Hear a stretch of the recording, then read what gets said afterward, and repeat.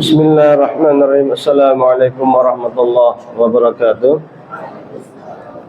Alhamdulillah wassalatu wassalamu ala Rasulillah wa ala alihi wa sahbihi wa mawala amma ba'du. Jamaah sekalian yang kami hormati, kita lanjut.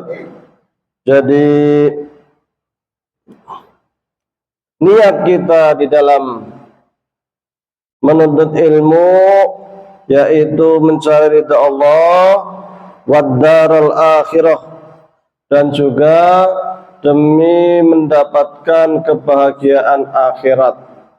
Kalau tujuan kita itu mendapatkan kebahagiaan akhirat, insya Allah dunia kita juga akan bahagia.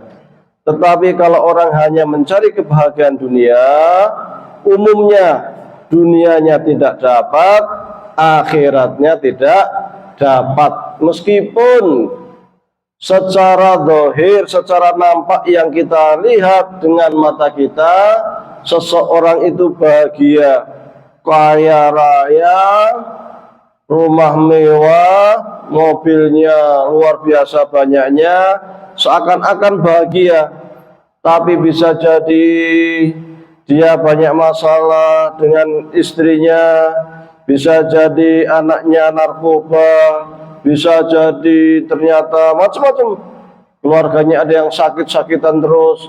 Nah, jadi kalau yang dicari itu dunia saja, itu kemerungsung hati itu, nggak karu-karuan, adanya hasad, iri, dengki, ya. Tapi kalau kita itu hanya untuk akhirat, maka kita bersihkan hati kita dari berbagai macam penyakit hati, dari sifat hasad, dari sifat dengki, ya, dari iri dan lain sebagainya. Insya Allah dunianya bahagia, akhiratnya bahagia. Bahagia itu letaknya di dalam hati, sehingga tidak dapat diukur dengan harta benda. Karena bisa jadi orang yang menurut kita secara materi pas-pasan, tetapi dia sangat bahagia, tidur enak, makan enak, amblek, ya, tidurnya amblek, bisa sangat mudah. Tapi bisa jadi yang bergelimang harta tapi nggak bisa tidur karena takut ketangkap, karena korupsi, takut masuk penjara. Banyak sekali kasus seperti ini. Wa izalatul jahli an nafsi, kita niat supaya kebodohan yang nempel melekat pada diri kita itu dihilangkan. Karena kebodohan ini masalah.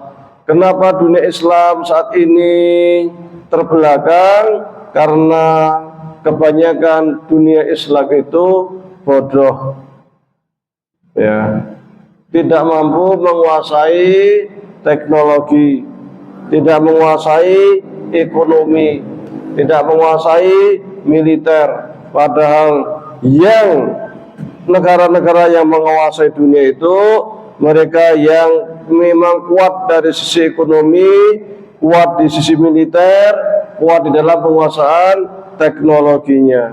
Dulu saat Rasulullah SAW mendidik para sahabat dengan ilmu, maka sahabat sangat semangat untuk belajar.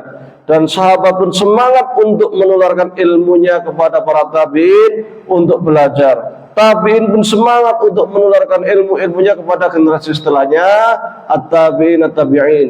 Dan ternyata semangatnya mereka itu yang diwarisi dari baginda Nabi Muhammad SAW itu mampu mengembangkan ilmu pengetahuan yang sangat luar biasa.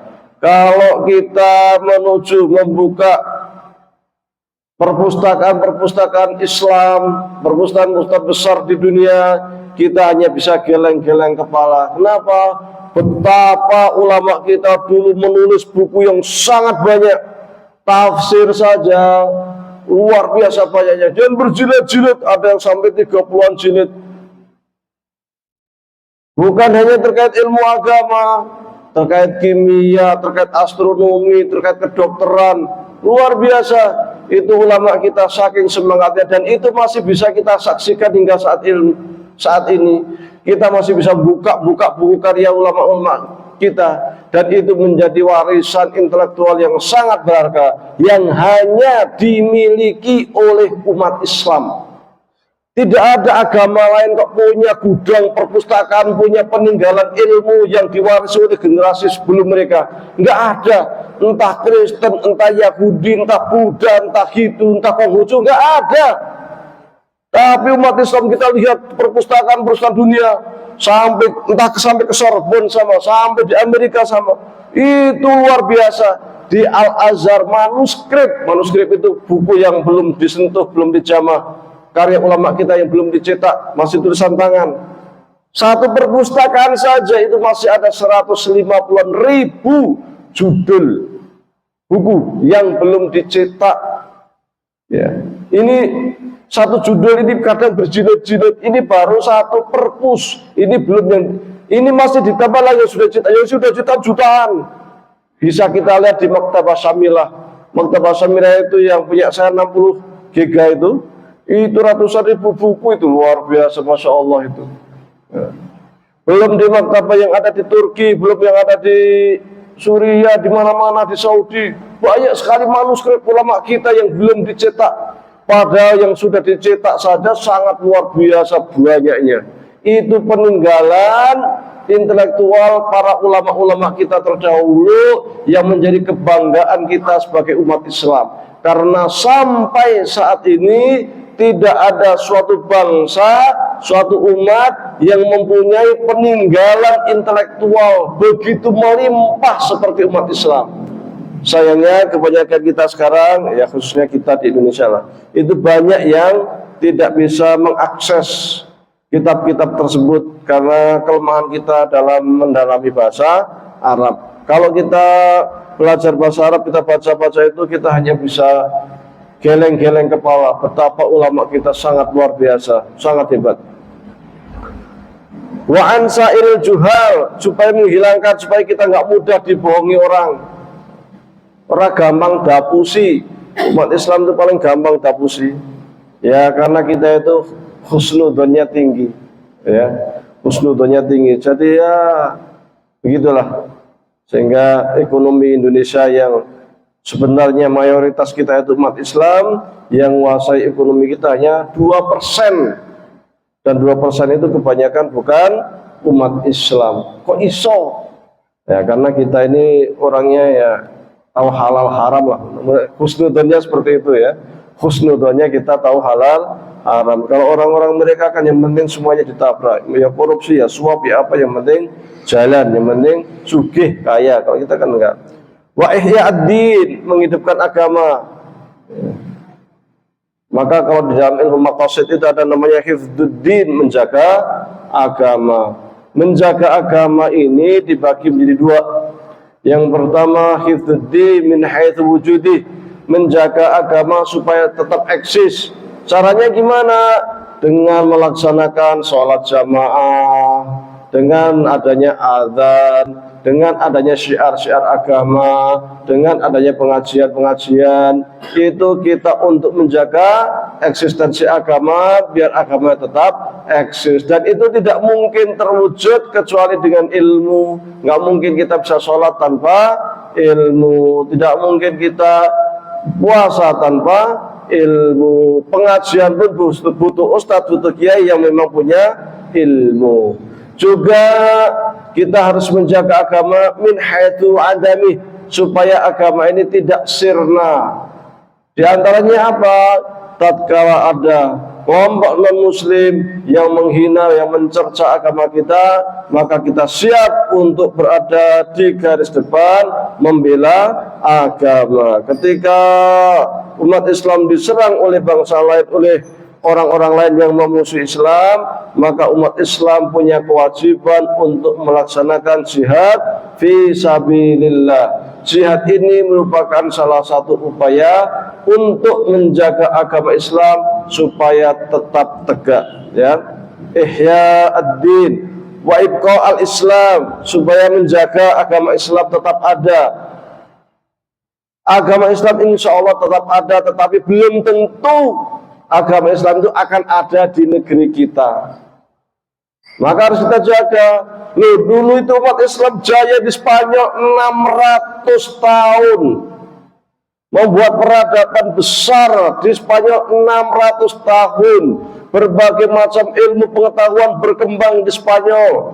Di Andalusia 600 tahun, kedokteran, ya fisika, ya biologi, ya filsafat, ya geografi, luar biasa. Ya tafsir, ya hadis, ya sejarah. Kalau kita sering membaca, pernah mendengar tafsir Qurtubi, ya, namanya aja Qurtubi, itu dari Qurtubah sana, dari Andalus, dari Spanyol.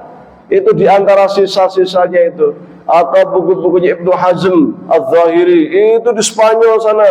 Atau bukunya Ibnu Rus, itu juga di Spanyol sana. Tapi siapa sangka, siapa duga, ternyata kaum muslimin diusir dari Spanyol. Hanya kita waktu itu umat Islam punya dua pilihan. Hanya dua pilihan. Dibunuh, atau tiga pilihan ya. Dibunuh atau diusir, atau yang ketiga masuk Kristen. Cuma tiga pilihan, dan semuanya jelek semua. Akhirnya umat Islam banyak yang keluar dari Spanyol, dan akhirnya Spanyol hanya tinggal sejarah. Dulu pernah menjadi kekuasaan Islam. Kapan? Dulu. Nah, gitu. Pernah menjadi khalifah kaum muslimin, khilafah Islamiyah Bani Umayyah. Kapan? Dulu. Ya kan gitu. Sekarang, sekarang lain lah. Nah, ini itu. Jadi insya Allah Islam akan tetap ada. Tapi siapa yang menjamin tetap ada di negeri kita? Kan itu, kecuali kita mau menjaganya. Alhamdulillah di Spanyol sekarang Islam mulai berkembang lagi. Sudah ada Universitas Islam Spanyol juga. Nah, mudah-mudahan nanti berkembang lagi Islam di sana. Dulu di Isbiliah itu apa ya bahasa Indonesianya? Ada pulau dekat Vatikan itu mana? Itali. Itu juga peradabannya luar biasa. Umat Islam di sana, siapa sangka umat Islam juga terusir dari sana. Ya. Nggak usah jauh-jauh dari samping negeri kita, Filipina. Konon ibu kotanya mana Filipina? Manila. Katanya ini cocokan mau atau enggak, wallahu alam. Katanya Manila itu dari kata fi amanillah. Mudah-mudahan selalu dalam naungan Allah. Ya daerah Mindanao masih Muslim, masa sampai sekarang Mindanao masih Muslim. Tapi daerah Manila dan sekitar udah Kristen semua itu. Nah, siapa sangka umat Islam dari saat akan terusir kan? Sisa di daerah Mindanao. Maka yang bisa mempertahankan Islam ya kita kaum muslimin. India, dulu India, Pakistan itu pernah jaya khilafah Islam. India Mongol itu di India itu. Jadi India itu pernah menjadi negara Islam lama ratusan tahun. Nah, sekarang umat Islam di sana sering disiksa, sering diusir, sering dilecehkan sama orang-orang Hindu. Ya. Jadi kita yakin insya Allah Islam tetap akan jaya, tetap akan ada. Tapi apakah tetap akan ada di negeri kita? Dulu umat Islam Indonesia konon 90% atau 95% katanya. Sekarang 85 atau 82%. Yang lain kemana? Banyak yang murtad. Apalagi dulu tahun 80-an, 90-an, dengan kondisi ekonomi umat Islam yang miskin, sangat mudah dikasih Indomie, kasih beras, kemudian menggadaikan keislamannya, masuk Kristen. Ini real, kristenisasi sangat luar biasa. Maka kadang saya satu sisi ya alhamdulillah adanya bansos. Karena itu bisa mengurangi kristenisasi. Karena orang miskin jadi ada bantuan pemerintahan. Sehingga ketika ada orang Kristen datang, saya telurnya masih banyak, kalau butuh kita kei malah. Jadi sekarang itu aneh ya, orang Kristen yang suka, orang miskin yang suka sedekah malah ke orang kaya. Karena bantuannya Indominya banyak, telurnya masih banyak dibagi-bagi kan. Jadi bansos itu satu sisi menguntungkan umat Islam, satu sisi karena kristenisasi jadi lebih terbendung, karena banyak orang Islam jadi kecukupan ya. Jadi kita yang akan mempertahankan Islam dia kita, dan itu butuh ilmu. Tanpa ilmu nggak bisa. Fa inna baqwal islami bil ilmi, karena untuk supaya Islam itu tetap ada, tetap eksis, itu dengan ilmu, dengan ngaji seperti ini. Ini kalau nggak ada yang ngaji seperti ini kan masjid kosong sepi. Sekarang itu sangat banyak masjid kosong itu, zuhur asar terutama, azan aja kadang nggak ada. Azan ada, yang qomat, yang imam satu orang, makmumnya bangsa jin. Banyak seperti itu ya, sepi. Bahkan menurut penelitian, bisa cek di Google itu, umat Islam Indonesia yang sholat cuma 38%. Iki sing sholat. Kalau yang sholat jamaah, wah, separuhnya saya yakin nggak ada itu. Maka saya sering heran, kita itu sering suka rame di dalam seremonial. Apa? Yasinan rame, dibaan rame, barzanji rame, tahlilan rame, habiban rame ya, maulidan rame. Giliran jamaah sepi. Mana yang lebih utama? Jamaah mestinya. Salat jamaah. Alasannya ya kok jamaah kan sedina ping 5 ya abot. Nek habiban kira mesti sebulan pisan. Nek berjanjian paling seminggu pisan. Jadi aneh gitu kita. Padahal yang lebih utama itu ya jamaah itu, karena itu yang sunnah muakkad. Adapun lain-lain itu terkait dengan tradisi. Maka sholat muakkad itu yang harus kita dahulukan. Dulu Rasul itu sholat jamaah, setelah itu mengatakan makmum ngabsen. Oh ini fulan terlambat, ini fulan ora teko, ini absen. Kenapa nggak datang sakit? Ayo kita tengok bareng-bareng. Ini kenapa kok terlambat terus? Oh berarti orang-orang munafik kan gitu. Maka saya kadang kepikiran, nek Rasul itu ada di zaman kita sekarang itu umat Islam mau dicap apa? Oh zaman Rasul telat jamaah saja itu dicap, oh iki wong munafik gara-gara telat jamaah. Nah kalau kayak kita zaman sekarang, mbuh sholat, mbuh orang ngaku nih Islam. Kalau dibilang nggak muslim, nggak mau, saya muslim, dibukti KTP, di KTP saya Islam. Sholat nggak? Nah, sholat nunggu hidayah. Hidayah nang tanggane dewi, tinggal masuk rumahnya ketuk assalamualaikum, Mbak Hidayah ada. Inilah.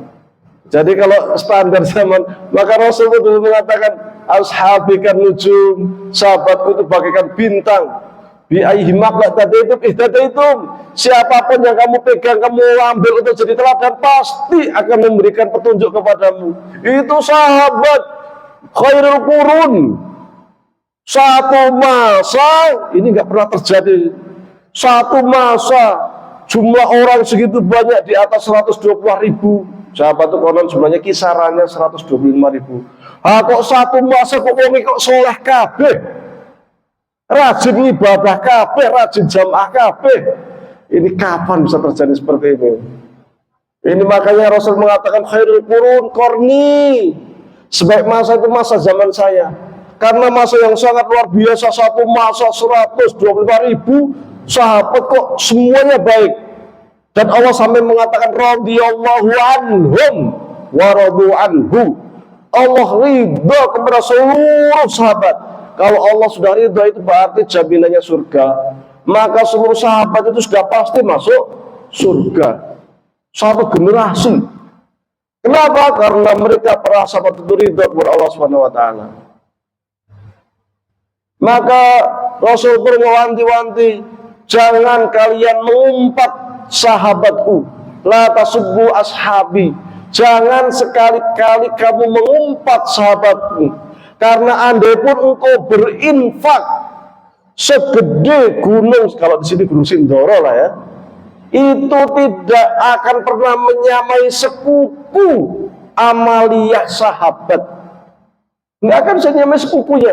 Kita sedekah emas segede Gunung Sindoro, itu belum bisa menyamai sekuku amalahnya para sahabat. Maka jangan sekali-kali mengumpat para sahabat. Maka paham Ahlussunnah wal Jamaah mengatakan bahwasanya sahabat semuanya udul, semua dapat dipercaya. Sementara mereka yang mengumpat sahabat dari golongan Syiah Rafidhah, mereka adalah orang-orang muslim yang sesat dan menyesatkan. Wala yasihu zuhda wa taqwa ma'al. Kita pengen zuhud, kita pengen takwa, tidak mungkin kalau kita bodoh. Karena nggak tahu takwa itu apa. Takwa itu menjalankan semua perintah Allah, menjauhi segala larangannya. Bagaimana kita akan melaksanakan perintah Allah kalau kita nggak tahu ilmunya? Bagaimana kita akan menjauhi hal-hal yang dilarang oleh Allah kalau kita tidak tahu ilmunya? Maka takwa itu butuh ilmu. Zuhud yaitu apa?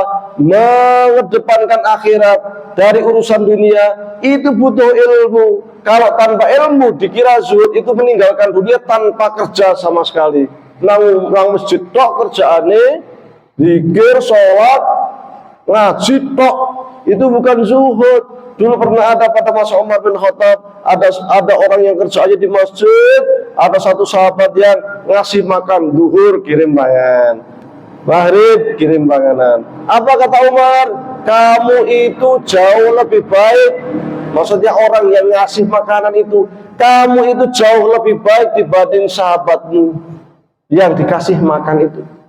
Kenapa? Karena ini menyalahi, salah paham memaknai zuhud. Dikiranya zuhud itu anti dengan dunia sama sekali. Padahal yang dimaksud zuhud itu boleh kita kaya raya, itu boleh, tetapi bagaimana memanfaatkan kekayaan itu untuk Allah, untuk fisabilillah, untuk jalan Allah, bukan menjadikan kekayaan itu di tangan kita sehingga kalau hilang sidik umum, orang gelem zakat, nggak mau sedekah, nggak mau wakaf, cari kursi, cari jabatan, sampai suap sana suap sini, ya, sikut sana sikut sini. Nah, ini orang kayak gitu. Maka zuhud itu artinya bisa jadi dia itu mempunyai posisi di pemerintahan, tapi tidak menjadikan posisi dia itu dijadikan sebagai dunia dia, pegangan dia. Tidak, dia pegangannya tetap Allah. Nabi Yusuf itu menteri, tapi dia gunakan jabatannya untuk kemaslahatan bangsa Mesir pada waktu itu. Umar bin Abdul Aziz itu presiden khalifah, tetapi dia gunakan kekhalifahannya, kekuasaannya itu untuk kekuasaan kaum muslimin. Dan mereka adalah para Umar bin Abdul Aziz ulama yang sangat zuhud. Nah, kalau Nabi Yusuf, seorang nabi itu sudah pasti menteri, Nabi Sulaiman presiden, Nabi Daud presiden, tetapi ya zuhud, ya takwa yang sangat luar biasa. Tanpa ilmu, salah paham zuhud itu, dikiranya zuhud itu meninggalkan dunia, pokoknya nang masjid tok ibadah, tok ngaji, maca Quran, sholat sunnah, sholat wajib, tok tidak berurusan dengan dunia sama sekali. Bukan itu zuhud. Kalau itu yang dilakukan oleh kaum muslimin, siap-siap kita digilas oleh bangsa lain. Sahabat tabi'in, tabi'in sebagai masa terbaik tidak pernah memberikan teladan seperti itu, ya. Maka butuh ilmu. Wa awsadana al-imam al-ajal al-ustadz Burhanuddin Syaibi al-hidayah mibadim syi'ran fasadun kabirun alimun mutatikun wa akbaru min jahilun mutarasikun huma fitnatun lil alamin azimatun liman bima fi dini yatamassaku. Kurang lebihnya mohon maaf. Sekiranya ada pertanyaan, saya kasih kesempatan sebentar. Sekiranya ada, silahkan. Kalau dia seorang pedagang setiap hari punya penghasilan, itu apakah setiap hari memakan yang zakat itu ada syaratnya. Satu, sudah sampai nisab. Yang kedua, haul, sudah setahun. Jadi kalau sudah sampai nisab tapi belum setahun, tidak wajib zakat. Contoh ini saya kasih tahu, pedagang dia setiap hari untung. Nah, tapi keuntungannya itu belum setahun, belum wajib zakat. Dia baru wajib zakat kalau dikumpulin, namanya dia mulai bisnis Januari, mulai bisnis Ramadan, pakai hitungan hijriah bukan hitungan Masehi. Ramadan dia awal Ramadan mulai bisnis, maka dia nggak wajib zakat sampai Ramadan depan. Pas Ramadan depan itu sudah setahun, dia hitung keuntungan bersih. Dihitung keuntungan bersih itu maksudnya mungkin dia punya karyawan, sudah untuk gaji karyawan. Mungkin dia pernah ngambil hutang, sudah lunasi hutangnya. Mungkin dia pernah, ya macam-macam lah yang terkait dengan hal-hal demikian. Sehingga ada untung bersih. Untung bersihnya itu setara dengan 83 gram emas. Kita gampangkan kalau 1 gram sejuta, jadi 83 juta lah. Nah, maka barulah dia wajib zakat 2,5%. Jadi satu hisab berapa? 83 juta. Kalau cuma 82 belum wajib. Tapi kalau mau sedekah bagus, mau wakaf bagus. Tapi kewajibannya belum. Maksudnya dia belum kena kewajiban. Tapi kalau sudah 83 kurang sebulan belum wajib. Jadi baru 11 bulan belum wajib. Kalau sudah setahun baru wajib, yang pertama. Yang kedua terkait zakat profesi, semisal kalau itu zakat perdagangan namanya. Zakat profesi itu biasanya yang punya pekerjaan tetap seperti dokter, punya kerjaan bulanan, PNS atau manajer atau apa. Ini kan mereka kerjanya bulanan. Ya. Soal zakat profesi ini khilaf. Nah, ini yang disebut dengan profesi ya, bukan yang tadi. Yang tadi itu pedagang itu nanti zakat perdagangan, namanya zakat perniagaan. Jadi yang saya sebut profesi, zakat profesi itu seperti guru, insinyur, apa yang dia itu punya gaji bulanan. Ini yang kemudian para ulama disebut dengan profesi. Apakah mereka ini wajib zakat? Para ulama mengatakan wajib zakat. Kapan? Nah, soal kapan ini? Ada yang beristihad setahun sekali. Jadi selama setahun itu gajinya bersih, lagi-lagi gaji bersih ya. Gaji bersih gimana kalau seorang dokter, seorang insinyur, manajer, dia akan punya keluarga, dia punya anak-anak. Setiap bulan pasti akan mengeluarkan uang untuk keluarganya, untuk anak istrinya. Anaknya sekolah, ya untuk biaya sekolah. Untuk hidup dia, biaya hidup dia. Tapi biaya hidup standar. Umpamanya standar itu kalau di sini berapa sebulan? Umpamanya lah 3 juta umpamanya. Berarti ya 3 juta itu hidup standar 3 juta hitungannya. Nanti setelah setahun itu tabungannya dikumpulkan, ternyata masih ada sisa 83 juta, maka dia zakat 2,5%. Kalau mau dikeluarkan tiap bulan, berarti setiap akhir bulan ya dia cek gajinya. Kalau 83 juta, kalau kita poro 12 dibagi 12, katakanlah 7 juta per bulan ya. Masih setiap akhir bulan masih ada sisa uang bersih. Setelah dipotong untuk anak-anak, untuk keluarga hidup standar, masih ada sisa bersih kisaran 7 juta. Baru dia zakat 2,5. Nah, kalau gajinya cuma 3 juta, 2 juta, 1,5 juta, ya belum zakat. Tapi kalau sudah 7 juta itu sisa ya. Jadi pas akhir bulan itu sudah untuk makan keluarga, untuk anak-anak standar, kehidupan standar, kok masih ada sisa 7 juta, baru zakat. Sopo. Jadi memang zakat itu orang kaya asli. Maka kalau zakat profesi itu saya sebenarnya kurang begitu sepakat. Apalagi kemudian guru gajinya berapa dipotong untuk zakat profesi, itu belum wajib. Gaji 3 juta, 4 juta, belum anaknya sekolah, belum untuk kebutuhan keluarga, itu belum wajib. Tapi sudah dipotong 2,5% atas nama zakat.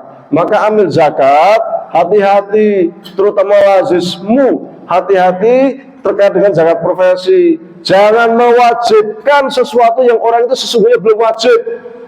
Lebih aman, ini kalau Bapak mau sedekah, mau wakaf, silahkan monggo. Kan gitu. Atau kalau kita sepakati setiap bulan Bapak sedekah 2,5%. Tapi jangan bilang zakat, kecuali dia, gaji saya itu tiap bulan sisa minimal, kadang 10 juta sisa, kadang 20 juta sisa. Bolehlah kemudian kita si amil zakat itu mengatasnamakan zakat profesi. Tapi kalau gajinya sisa 2 juta, 3 juta, jangan berani-berani si amil zakat itu mengatakan Bapak gajinya saya potong 2,5% untuk zakat profesi. Belum wajib. Belum wajib. Maka hati-hati terkait dengan istilah zakat profesi. Wallahu a'lam. Ya. Apakah seorang yang naik haji itu sah karena mendahului yang antri puluhan tahun dengan membayar ratusan juta? Jika dia lakukan secara ilegal, soal sah nggak sah itu urusan Allah ya. Tapi jika dia itu mengeluarkan, apa tadi saya bilang, melaksanakan itu ilegal, maka dia dosa, mendapatkan dosa. Dan biasanya mabuniya alal batil. Kalau awalnya sudah batil, sudah rusak, otomatis hajinya rusak. Ibaratnya, apakah kita sah wudhu pakai air kencing? Enggak sah air kencing itu najis. Masa untuk wudhu kan gitu, ya sama. Haji kan baik, tapi caranya dengan cara yang tidak dibenarkan. Sudah ada jelas, sudah antrian, dia menyuap sana sini untuk bisa dapat haji. Sama aja, ini kebodohan itu sebenarnya itu. Ini haji niatnya opo? Ini haji kan ibadah. Maka segala ibadah itu niatnya harus baik dari awal. Wong haji itu kan gak wajib kalau nggak mampu. Kalau mampu ya silahkan bayar besar tapi sesuai dengan prosedur. Kalau prosedur sekarang yang haji plus antri kisaran 5 tahun, ya udah 5 tahun tunggu. Jangan kemudian terus pokoknya saya harus haji sekarang. Ya kan belum wajib. Wajibnya nanti 5 tahun.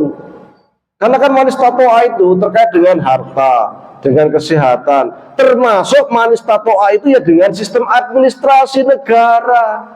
Kalau kita belum bisa dapat antrian, berarti belum manis tatoa, belum mampu, sabar. Sekiranya kita kaya raya tapi belum antrian kok meninggal, ya kita sudah balik, kita sudah lepas tangan ketika ditanya Allah, wahai fulan, kamu miliarder, kok nggak haji? Ya Allah, saya sudah daftar, tapi tinggal dapat setahun saya keburu malaikat Israel datangi. Saya sudah ngantri, oh ya wis.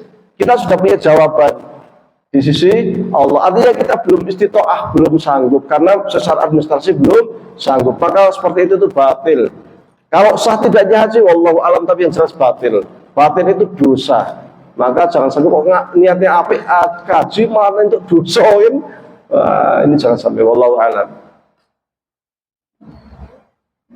Oke, cukup ya. Mudah-mudahan bermanfaat, mudah-mudahan kita bisa istiqomah dalam talabul ilmi, selalu diberikan kesehatan, keberkahan, mudah-mudahan rezeki kita juga melimpah sehingga kita bisa ziarah ke Makkah dan Madinah. Mudah-mudahan Allah lampangkan jalan kita menuju surga. Amin ya rabbal alamin. Mudah-mudahan anak-anak kita menjadi anak-anak yang soleh dan soleha, keluarga kita sakinah mawaddah dan rahmah. Aqulu qouli hadza wa astaghfirullah lakum. Wassalamualaikum warahmatullahi wabarakatuh.